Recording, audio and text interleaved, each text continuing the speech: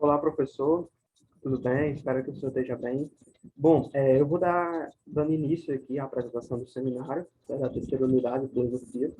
Então, eu vou estar aqui apresentando o slide, certo? Deixa eu só colocar ele aqui.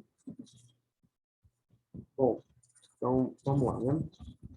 Eu vou estar aqui para apresentar. Bom, então vamos lá. Eu sou aluno da Universidade Federal Rural do Semiárido, a UFES, certo? Do campus de Mossoró, tá ok? E hoje eu vou estar apresentando o Seminário de Filosofia da Ciência. O tema, o filósofo que eu escolhi, né, é o Gaston Bachelard, certo? O meu nome é Leandro de Lima Júnior, o nome do professor é Davi da Costa Almeida e o número da turma é a 01. Bom, qual vai ser a linha de raciocínio que a gente vai estar seguindo, né? O roteiro da apresentação. Bom, primeiramente, vamos estar falando sobre a biografia do filósofo, quem foi Gaston Bachelard, certo? Sobre sua vida e tudo mais. Depois, eu achei importante a gente falar sobre o contexto histórico, ou seja, a gente se situar na história, saber o que estava acontecendo naquele período e saber o que pode ter influenciado Bachelard a desenvolver suas ideias. Depois, a obra dele, né? Já vou adiantar que a obra dele está dividida em duas partes, então vamos estar falando um pouco sobre isso. E depois a explicação das suas teorias, né, das suas ideias, ou seja, o que Bachelard defendia, o que ele pensava, né? E depois ele reuniu todas as suas obras, certo? Aqui eu vou estar dando alguns exemplos de obras, de livros dele, publicações, mas aqui eu vou estar mostrando todas, certo? E depois a conclusão, ou seja, o que é que a gente pode tirar de aprendizado de tudo isso, certo? Então vamos lá. Bom, quem foi Gaston Bachelard? Aqui uma foto dele, né? Então vamos lá. Primeiramente, Gaston Bachelard nasceu em Bar-sur-Aube, na França, em 1884, e morreu em Paris, na França, em 1972. Né? Bachelard, ele veio de uma família humilde e por esse motivo ele sempre teve que trabalhar e estudar, né? Ele teve que conciliar duas coisas. E, venhamos e convenhamos, ele soube conciliar muito bem, né? Tanto que a gente está estudando ele hoje. Então, ele teve sucesso nas suas áreas de atuação, né? Teve destaque, tanto que nós estamos estudando ele aqui hoje. Então, inicialmente, ele tinha um objetivo, né? O sonho de se tornar engenheiro. Porém, uma coisa o impediu de realizar esse sonho. A Primeira Guerra Mundial, né? A Primeira Guerra Mundial acabou com os sonhos de muitas pessoas, inclusive com o sonho do Gaston Bachelard de se tornar engenheiro, certo? Então, ele estudou as matérias de engenharia, né, matemática, física, química, e ele utilizou esse conhecimento para dar aula sobre essas matérias, certo? Aos 35 anos de idade, ele começou a estudar sobre filosofia e deu aula também sobre isso, certo? E em 1928, ele começou a publicar suas teses, suas ideias, né? E isso trouxe um destaque para ele, né, para o seu nome, trouxe uma certa visibilidade. E com isso, ele foi chamado para dar aula em universidades, né, em faculdades, como, por exemplo, a faculdade de Dijon, certo? E, posteriormente, ele foi chamado para dar aula na faculdade de Sorbonne, certo? Na França. E aqui eu botei a imagem da Capela de Sorbonne para estar ilustrando isso, certo? Um ponto interessante da metodologia de Bachelard é que naquela época as metodologias de ensino eram muito rígidas, muito duras, né? Você não podia perguntar muito, não podia questionar muito, não podia expressar sua opinião, debater e tudo mais. Bachelard ele ia contra isso. Ele defendia uma metodologia mais livre, mais aberta, né? Em que as pessoas pudessem perguntar, pudessem questionar, pudessem dar suas opiniões. Tá entendendo? E por isso ele foi um professor de destaque. Os alunos queriam muito ter aula com ele, né? Muitos alunos queriam ter aula com ele e suas salas de aula eram cheias. Então vamos lá, vamos partir para a sua obra, né? Como eu disse lá no início, como eu adiantei, né? A obra de Bachelard era dividida em duas partes, que é a diurna e a noturna, certo? A diurna, ela está relacionada com algo um pouco mais científico, né? Sobre método científico, método de pesquisa, né? Então a gente tem aí dois temas que são abordados nessa parte, que é a história da ciência e a epistemologia, que é a epistemologia, que é a ciência que estuda o conhecimento, né? E a parte noturna, ela está relacionada com sonhos, devaneios, pensamentos, coisas do tipo. Então, exemplos de algumas obras diurnas, né? A Formação do Espírito Científico, 1938, e A Filosofia do Não, 1940. Mais para frente, aí eu vou estar explicando sobre essa questão do espírito científico e sobre a filosofia do não, do Bachelard. Né? Exemplos de obras noturnas. Nós temos aqui A Água e os Sonhos, ensaio sobre a imaginação da matéria, 1942, e A Psicanálise do Fogo, 1938. Bom, agora vamos nos situar na história, né? O que estava acontecendo no mundo naquela época? Vale lembrar que Bachelard nasceu, viveu e morreu na França, né? Então, o que estava acontecendo na Europa, na França e tudo mais naquela época? Bom, aconteceram muitas coisas naquele período, né, no século XX, mas eu botei aqui 4 pontos que acredito eu que são principais da época, né? Primeiramente, a gente tem aí a Primeira e a Segunda Guerra Mundial. Primeira Guerra Mundial que acabou atrapalhando o sonho dele de se tornar engenheiro. Temos a teoria da relatividade, né, que causou uma ruptura no avanço da ciência, né? Termo este, conceito este, que eu vou estar explicando com mais profundidade um pouco mais para frente, tá? Mas que foi uma teoria muito importante. Inúmeras invenções tecnológicas, né? Nós tivemos aí invenções na área da locomoção, na área da comunicação e revolução científica, né? Tivemos inúmeras descobertas científicas aí nessa época. Então, o que é que Bachelard defendia? Né? Antes da gente falar sobre suas teorias em si, vamos falar um pouco sobre 2 termos que não tem como a gente entender a filosofia de Bachelard sem entender esses 2 termos, que é ruptura, ou descontinuidade, e os obstáculos epistemológicos, certo? A ruptura, né, o nome, o termo ruptura remete ao quê? A uma quebra, a um corte, a uma descontinuidade. Então, por exemplo, a teoria da relatividade causou isso, causou uma ruptura, uma descontinuidade, né? Bachelard ele defende que o avanço científico não é algo contínuo, né? Mas sim cheio de rupturas causadas por determinadas teorias, né? Por descobertas, ok? Obstáculos epistemológicos. Os obstáculos epistemológicos são barreiras que nos impedem de alcançar o conhecimento, né? Então, e essas barreiras devem ser superadas, certo? Então, o primeiro obstáculo epistemológico é a questão da realidade. Ah, Everton, como assim realidade? A realidade é uma barreira? A realidade que nós criamos com base nos nossos sentidos, né? Com base no olfato, no paladar, na visão, na audição e no tato, certo? Por quê? Porque os nossos sentidos, eles podem estar errados, né? A gente pode cometer erros. Então, quantas vezes a gente estava num local, olhou para uma determinada pessoa, achava que a gente era uma pessoa conhecida e quando chegou lá não era uma pessoa conhecida, né? Então a gente comete erros em relação a isso. Então o Bachelard diz que a gente não pode se basear na questão dos sentidos, né? Em experiências sensoriais. A gente não pode se basear nisso. Okay? O segundo obstáculo epistemológico é a questão do senso comum, né? E aí entra na questão da demarcação científica, certo? Bachelard diz que a gente deve ter uma ruptura em relação ao senso comum, que o senso comum não é algo científico, né? Então, o jovem e o senso comum também é um obstáculo epistemológico, né? É o segundo. Então, por exemplo, um jovem aprende desde pequeno que determinada coisa é de um jeito. Só que ele cresce, entra na faculdade, começa a estudar e começa a ver que não é daquele jeito, que é de outro jeito. Só que o senso comum, aquilo que está enraizado ali nele, uma verdade que não tem comprovação científica, acaba sendo um obstáculo para que ele aprenda, para que ele absorva a verdade sobre aquilo, né? Então, é um obstáculo que a gente deve superar. E aí vamos entrar nas suas ideias, né? Então, eu mostrei o livro lá, né? A filosofia do não. Mas no que consiste a filosofia do não?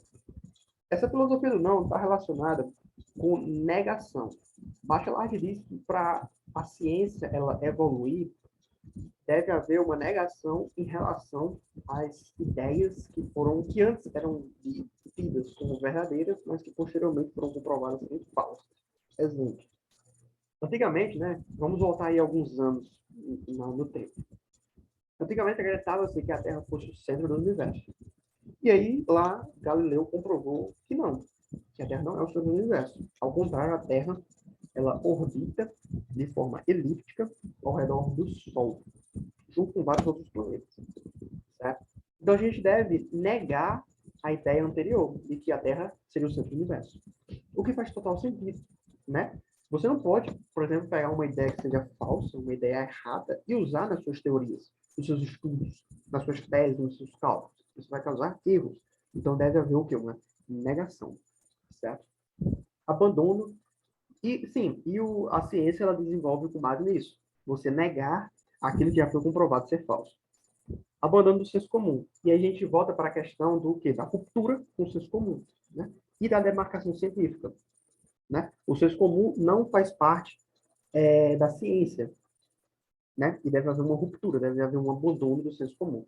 Questionar. Lembra que eu falei lá no início que o Gaston Bachelard, ele era muito querido pelos alunos, pela sua metodologia mais livre, né? Ele permitia que as pessoas questionassem, que as pessoas perguntassem, que as pessoas dessem sua opinião, debatessem e tudo mais. Certo? Então, não tem como você evoluir sem você questionar. Imagina aí, se os cientistas não questionassem essa ideia de que a Terra é o centro do universo. Né? Quanto mais tempo essa ideia teria prevalecido. Né? Ele também foi contra o empirismo. Né? O empirismo diz que uma lei universal é formulada a partir de experiências sensoriais. E o Gaston Bachelard, ele diz o quê? Lá no primeiro obstáculo epistemológico. Nós vamos relembrar. O primeiro obstáculo epistemológico diz que a realidade, feita com base nas nossas experiências sensoriais, né, nos nossos sentidos, é uma realidade muitas das vezes errada. Nós podemos cometer erros nas nossas observações. Então, ele defende que a gente deve também superar o empirismo. Né? Ele defende que, na verdade, a teoria e a experiência devem andar lado a lado, e que a experiência é a prática da teoria. Ele defende também que a razão, e aí a gente entra no próximo ponto, que é o racionalismo, a razão deve prevalecer, certo? E não observações ou algo do tipo. A razão deve prevalecer. Ele também critica o método indutivo, certo? Porque o método indutivo, ele diz o quê? Que uma lei universal deve ser formulada com base em várias observações, né? Que a gente tira resultados dessas observações práticas, observações sensoriais, e a partir disso a gente formula uma lei universal. O Gaston Bachelard, ele vai contra isso. Tá? De novo, a razão deve prevalecer, e não as nossas observações, porque nossas observações podem estar erradas. É isso? Então, a gente não pode criar uma lei universal com base no que a gente vê, certo? Mas sim com base em teorias e não com base na prática, uma prática científica longe do senso comum. Okay? E ele critica o acúmulo de conhecimento. Né? Ele diz que o avanço da ciência não se dá através do acúmulo de conhecimento, mas sim através de rupturas. Né? O que faz total sentido. Por que você vai manter no seu banco de conhecimentos ideias erradas? Se a gente sabe que a Terra não é plana, por que a gente vai manter essa ideia no nosso banco de conhecimento? A gente vai usar isso para quê? A gente vai usar isso nas nossas teses? Isso vai causar o quê? Erros, certo? Então, a ciência não progride através de acúmulo de conhecimento. Ou seja, não é algo contínuo, mas sim algo descontínuo, cheio de rupturas. E aqui nós adentramos na questão dos níveis de evolução. Bachelard, ele diz que tudo caminha para algo mais complexo. Algo que inicialmente era simples, mas que se torna complexo com o passar do tempo, com o passar dos estudos e dos avanços, certo? Então, eu coloquei uma escada para representar exatamente isso. Quanto mais alto, né, a escada, mais complexo é. Então, a gente tem o primeiro estágio aí de realismo ingênuo e o último, racionalismo dialético, de Dirac, que é algo bem mais complexo. Então, por exemplo, em relação ao conceito de massa, o que é massa? Certo? O que é massa? Se a gente for analisar de uma forma utilizando o realismo ingênuo, a gente define massa como sendo algo grande ou pequeno, né? Então, por exemplo, dá um exemplo aqui prático. O carro e uma bola de futebol. Um carro e uma bola de futebol. O carro, ele ele tem mais massa do que a bola de futebol, porque o carro é maior. Então, perceba que é algo bem prático, algo bem simples, bem, né, ingênuo. A bola tem menos massa, porque a bola é menor, certo? Aí nós passamos por empirismo, certo? Que já entra numa quantificação de matéria, né? Como assim? Um objeto tem 10 quilos, outro objeto tem 15, outro tem 20. Já é algo um pouco mais elaborado, né? É um conceito um pouco mais elaborado, mas não chega a ser ainda muito complexo ou muito abstrato. Não. E aí a gente entra no racionalismo. Perceba que o terceiro, o quarto e o quinto níveis, né? São racionalismo. Racionalismo completo e racionalismo dialético e Dirac. De novo, o Bachelard diz que a razão deve prevalecer, né? Então, racionalismo é utilizado aí. Então, o racionalismo, no nível 3, que é o de racionalismo, já é um pouco mais complexo. E a gente pode pegar, por exemplo, a segunda lei de Newton, que diz que força é igual a massa vezes aceleração. Se a gente isolar a massa e passar a aceleração dividindo a força, nós temos o quê? Que massa é igual a força sobre a aceleração. Nós temos um conceito para massa, que é um conceito mais abstrato, é um conceito mais complexo, é um conceito que a gente não consegue visualizar, imaginar tão bem. Certo? Então aí já começa o quê? A abstração. Perceba que a gente está aumentando o nível de complexidade. Depois a gente parte para o racionalismo completo. E aí o conceito de massa ele vai estar relacionado por exemplo, com a teoria da relatividade, né, que diz que a massa função está relacionada com a função da velocidade. Quer dizer, algo bem mais complexo, algo bem mais abstrato, certo? E por último, nós temos aí o racionalismo dialético de Dirac, certo?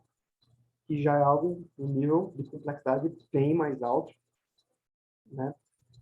Para ser sincero, eu não tinha conhecimento a respeito disso, né, do racionalismo dialético de Dirac, e dessa definição de massa, né? Que a massa já está relacionada com os conceitos de massa positiva, massa negativa, né?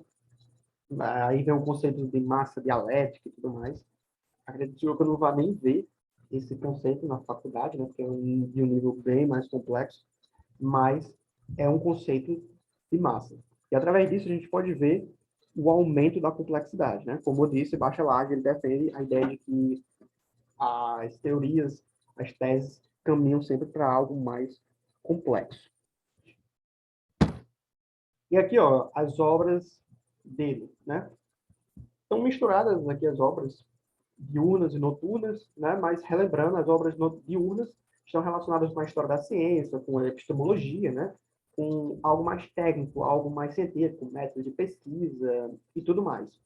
Já as obras noturnas estão relacionadas com devaneios, pensamentos, sonhos, coisas do tipo, certo? Então, a gente tem aqui a Poética do Espaço, de 1957, temos a Formação do Espírito Científico, de 1938, a Epistemologia, de 1971, lembrando que a Psicanálise do Fogo, né, de 1938, o Ar e os Sonhos, de 1943, o Materialismo Racional, de 1952, a Filosofia do Não, de 1940, o Racionalismo Aplicado, de 1949, e A Terra e os Devaneios da Vontade, de 1948. Certo? Então, vamos dar prosseguimento aqui na apresentação. E aí a conclusão, né? O que é que a gente pode tirar de conhecimento com base nessa apresentação, né? O que é que Bachelard pode nos ensinar, né?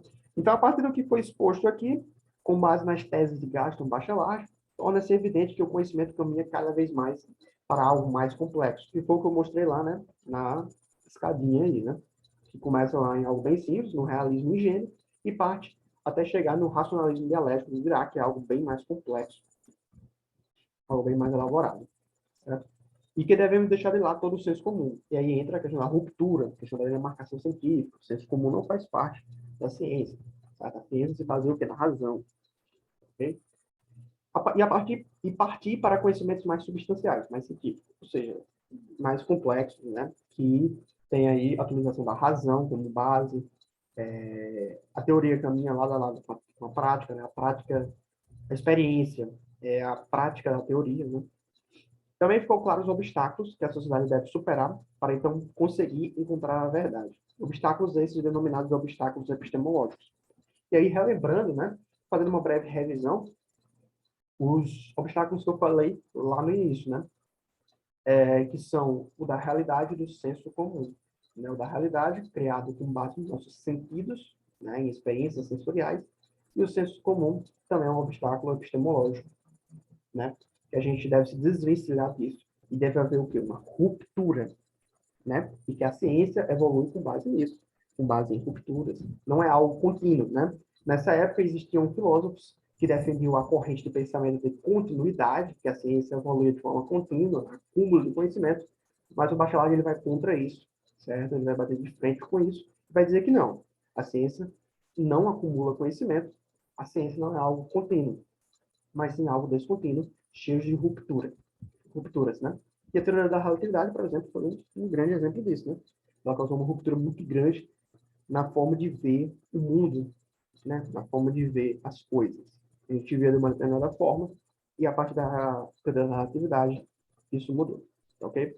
Bom, então, professor, era isso que eu queria apresentar, né? Espero que tenha ficado tudo claro, que tenha dado tudo certo aí na apresentação. Bom, nós não vamos mais ter aula com o senhor. De qualquer forma, eu quero dizer obrigado. Foi um semestre muito proveitoso. Confesso que eu tenho um pouco de dificuldade nessa matéria de filosofia, mas eu consigo entender bastante coisa com o senhor, certo? Realmente foi muito bom, certo? Desejo tudo de bom para o senhor e que o senhor tenha um bom recesso. Espero que a gente se veja aí pelos corredores da UFES, certo? Vou pausar aqui o compartilhamento. Então, é isso aí, professor. Tudo de bom para o senhor e a gente se vê por aí. Obrigado.